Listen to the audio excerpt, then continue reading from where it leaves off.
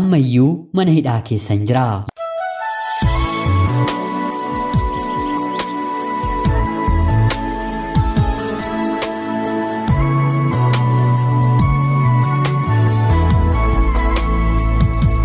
Yeroodhaaf maqaa kiyya himachuun barbaadu kanan dhaladhee guddadhe godina Jimmaa aanaa Saxxaamaattidha. Akkan yaadinaaf ta'uu baatus bara 2009 akka lakkoofsa Itoophiyaatti gara Saawud Arabiyaatti imala kiyya raawwadhe. Waggaa 3fis achi keessa hojjechaan ture. Akkuma nama tokko hiriyummaadhaan guyyaa tokko mucayyoo tokko waliin wal barre. Yeroo sanatti magaala isheen keessa jiraattu keessaa dalagaa waan hin jirreef si biraan dhufaa jechuun na gaafatte. Anis tole rakkoon qabu koottuu bakka ani jiruutii dalagaan siifan barbaada jedheen isheettillee dhiyaachuu waan an barbaadeef ofitti ishee waame. Hangan ijaan ishee arguttillee baay'een cinqame. Nagaadhaan dhuftee ijaanis wal argine. Hariiroo jaalalaa ishee waliin jalqabus saffisaan garuu haala kanaan sadarkaa kanarratti ni geenya jedheen hin yaanne. Carraanis mana tokko keessatti anaaf ishee walitti fidde. Haa ta'utii garuu waan hundumaafuu yeroonsaa akka hin geenye qaamni koo natti himaa waan jiruuf akka keessummaatti mana koo keessan bulche malee waan tokkoyyuu ishee irratti raawwanne. Guyyaa 3fis haala kanaan erga waliin bullee booda hinna sodaatte moo jechuun na gaafatte. Haa ta'utii garuu kana dura hariiroo jaalalaa qabadheen eenyuma faanayyuu jireenya akkasii keessa seenee waan hin beekneef dafeetti seenuun qorumsa addaa natti ta'e. Haa ta'utii garuu miirri keenya wal simate. Anatu kana duratti dubartii gara biraan beeku malee jaalalleen koo kun hariiroo jireenyaa gara kana duratti ni qabdi turte. Wanta kana booddees yeroo isheen natti himtu homaan ta'uu kan kana duraa rabbitu hin goone kanaan booddee immoo anaafsi jireenya keenya bareechinee waliin ni jiraannaa jedheen deebiseefi mana tokko keessas waliin jiraachuu keenyatti fufne. Otoon beekiin baay'ees walii taane. Carraa kana rabbitu nuuf kenne jennees yeroo hedduu gammannee baay'ees wal gagammachiisne.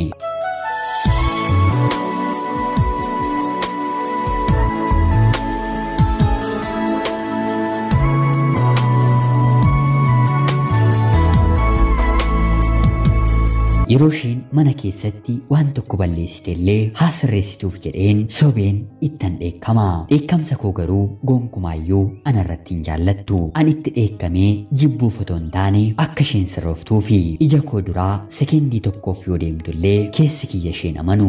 Baatii 2fis ana waliin mana kiyya keessaa hojii malee na waliin teesse. Akka carraa ta'es haala kanaan otoo waliin jirruu koronaan addunyaa kanarratti dhufee babal'atee biyya nuti keessa jiraannu keessa seene. Karaanis cuccufamuu jalqabe. Hojiin keenyis ni dhaabbate. Baatii 2tiif hojii malee anis ergan ture booda soomni guddichi ramadaanaa seenee gaafa guyyaa 9ffaa faxiiraa bitachuuf lamaan keenyi gara suuqiitti imalle. Haa ta'utii garuu faxiiraa bitachuuf imallus akka magaalaatti sa'aatii 5 booddee guutuun magaalittii waan cufameef yeroonis waan nutti deemaa jiruuf dafnee gara mana keenyaatti qajeelle. Akka carraa ta'e ani karaa seera malee gara Saawud Arabiyaatti waan hin imaleef waraqaa hin qabu. Poolisoonni yeroo anaan qaban isheetiin immoo rabbi ishee baasee guyyaa sana jalaa miliqxe. Yeroo isaan karaatti nutti dhufan anis shakkeen akka tokkoon keenya miliqnuuf ofirraa fageesseen waliin deemaa turre. Yeroo isheen gara manaatti galtu ani immoo gara mana sirreessaa Saawud Arabiyaa Shuumes jedhamutti ni dhame. Kanaan booddees jaalalleen kiyya naaf bilbiltee na jajjabeessuu eegalte. Rabbi ishee gargaarees hojiis ni argatte. Haa ta'utii garuu kanaan booddee yeroodhaa gara yerootti amalli jaalalleen koo natti jijjiiramu jalqabe. Maal taatee yaa jaalallee koo jedheen yeroon isheen gaafadhu namuma waliin haasa'uu anaan jibbisiisee jettee naaf deebisti. Anis hidhamuu kiyyatu ishee aarse jedheen wantan baay'ee ishee jaalladhuuf jilaatiin callise. Hanga kanaattis humna isheetii ol ishee dhiphisuun barbaanne. Gorsuu fi jajjabeessuus nan jalqabe. Haa ta'utii garuu haguma yeroon mana hidhaa keessa turuu koo dabalaa dhufetti jaalalleen koo nama ani hin beekne anatti ta'uu jalqabde. Haasoon ishees baay'ee natti jijjiirame. Bilbila koollee anaaf kaasuun isheetti ulfaate. Kanaan booddees maal taatee jedheen qalbiidhaan yeroon ishee gaafadhu atis mana sirreessaa keessaa gara biyyaatti galaa waan hin jirreef na dhiisii nama biraatti nan heerumaa jechuun na gaafatte.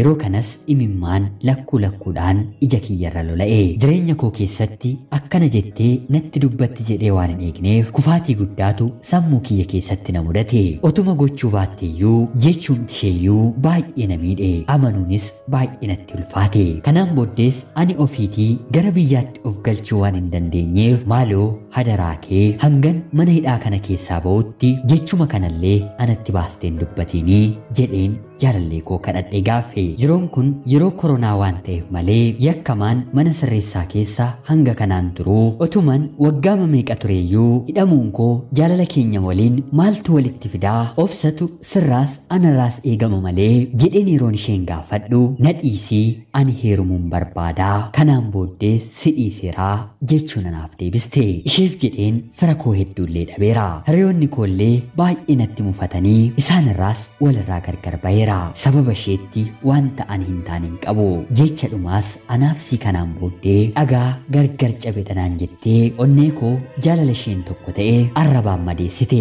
Anis hangan danda'u hin dogongoriinii bor rabbi yoo jedhe mana sirreessaa kana keessaa nan bahaa. Sababa kanaan namni kamiyyuu addaan ba'uu waan hin dandeenyeef yoo dhagahamteef maal siin jedhu jedheen ishee gaafadhe. Haa ta'utii garuu anaan dhaga'uu hin dandeenye. Anis dhumarratti yeroo naagamu tole deemii karaan kan milkisiifaa ta'uu jedheen ishee gaggeesse. Sababa isheefis torban tokko guutuu mana hidhaa keessatti baay'een dhukkubsadhe. Rabbis na gargaaree torbee tokko booddee dhibee koorraa fayyeen seenaa kiyyallee mana hidhaa keessa taa'een isiniif qoodaan jira.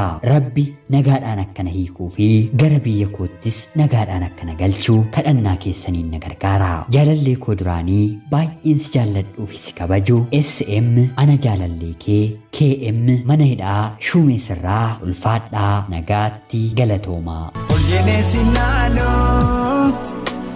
hedduun si kafaadha obbo walitti dhufne arrabni koo hidhaa fuula naa kennitus maalan si gaafadha hedduun si jaaladha meeqamiin gooda. Yooyyaa shamaa akkam jirtuu kabajamtootaaf hordoftoota qophii Oromiyaatu Yuunifoor. Nagayaaf jaalalli tokkummaan bakka jirtan hundaatti hunda keessanii fi haata'ichaa guyyaa har'aa xalayaa obboleessi keenyi KM mana hidhaa Shumees Saawud Arabiyaarraa nuuf erge isiniif dubbiseen hin ka'a. Xalayaa kana seenaawwanii fi xalayaawwan hanga har'aatti ergamanii keessaa adda kan godhu obboleessi keenyi mana hidhaa keessa taa'ee ergaa kana nuuf qooduu isaati. Saawud Arabiyaan biyya fooyyoftuu waan taateef illee mana hidhaa keessatti bilbila fayyadamuun ni danda'ama jechuudha. As biyya keenya Itoophiyaa keessatti garuu kobbee fi waraqata yeroo qabatanii galanillee eegdonni mana hidhaa nama harkaa fuudhu. Kun adda isa godha. Obboleessa keenya ergaa kee kana nuuf qooduu keetiif guddaa galatoomsuu barbaanna. Kabajamtootaaf hordoftoota qophii Oromiyaatu Yuunifoor obboleessa keenyaaf hawwii gaarii mana hidhaa kana keessaatii nagaadhaan akka gara biyya isaatti galu rabbiin akka kadhattanii fi kabajaan isiniin gaafadha. Anis obboleessa kootiin rabbi mana hidhaa kana keessaa nagaan si haa baasu maatii keellee ija nagaan si argisiisuu sin jechuun barbaada. Jireenya jaalalaa keessatti yeroo gammachuu kee hirmaatee yeroo rakkina kee immoo rakkina kee hirmaachuu kan hin dandeenye siifillee homaa waa tokko siif hin godhu. Inumaa mana hidhaa kana keessatti si jajjabeessuu fi abdii siif kennuu abdii sitti horuu qaba malee haala kanaan si ilaaluun ishee gaarii miti yaada jedhuun qaba. Haa ta'utii garuu rakkoon illee karaa ishee jiraachuu ni mala. Atis rakkoo ishee dhaggeeffadhuutii hanga yoonaatti yoo hin heerumne ta'e lamaan keessan otoo walitti hin bu'iin miira jaalalaa waliif qabdan keessaa baatanii akka obbolummaatti otoo waliin taphattanii kan jedhu yaada siif hin qaba. Egaan kabajamtootaaf hordoftoota qophii Oromiyaatu Yuunifoor sa'aatii kanaaf qophiin isiniif qabadheen dhiyaadhe kana fakkaatti. Hanga yoonaatti waan na dhaggeeffachaa turtaniif illee guddaa galatoomaa isiniin jechaa laayikii fi sheer gochuun illee akka na deeggartan kabajaan isiniin gaaffa. Akkanumallee namoonni chaanaalii keenyaaf haaraa taatan anaa dhufu. Kun Oromiyaatu Yuunifoori. Guyyaa guyyaatiin xalayaa jaalalaa fi seenaa jireenyaa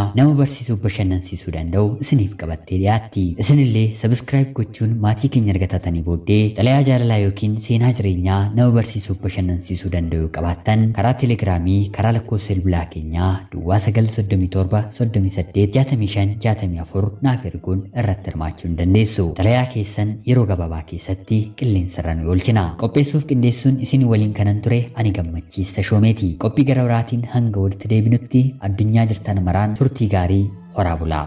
Oljenesi nalo Hedosi kapada Obo walidufle Arabni ko hidhaa Mfulana kenitus Malan ensigafada Hedosi jalada Mekami nifko